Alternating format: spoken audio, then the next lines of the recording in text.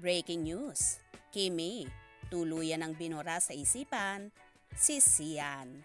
Aktor, ginagamit nga ba ang aktres?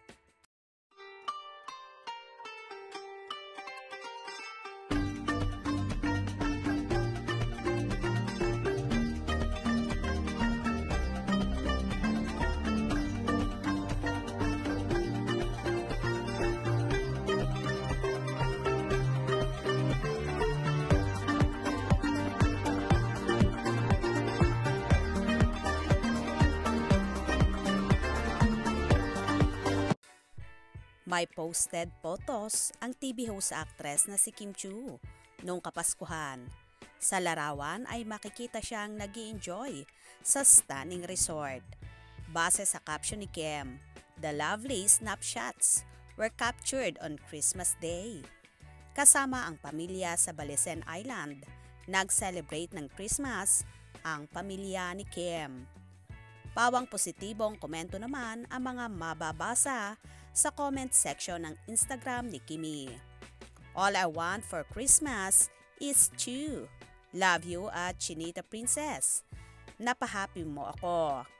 Merry Christmas and blessed 2024. Precious and beautiful Kimi. You are such a blessing. Love you, Kimi.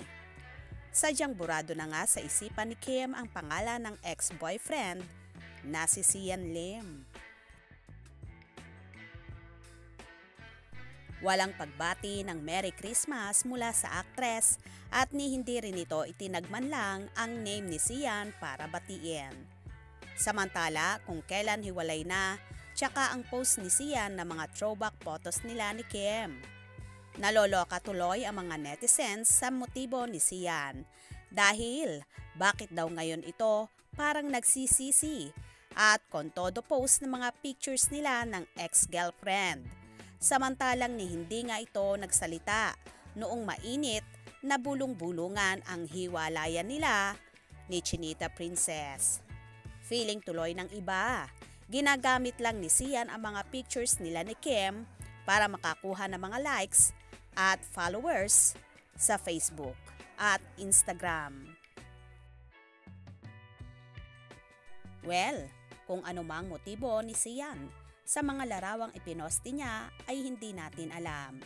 Malay mo, talaga namang namimiss lang niya ang ex-jowang si Kim Chiu. Or baka naman dahil sa promotion ng kanilang serye with Jenilyn Mercado, ang Love Die Repeat, kung saan e-airy na ito ngayong January 2024. Alin kaya sa dalawa sa palagay nyo?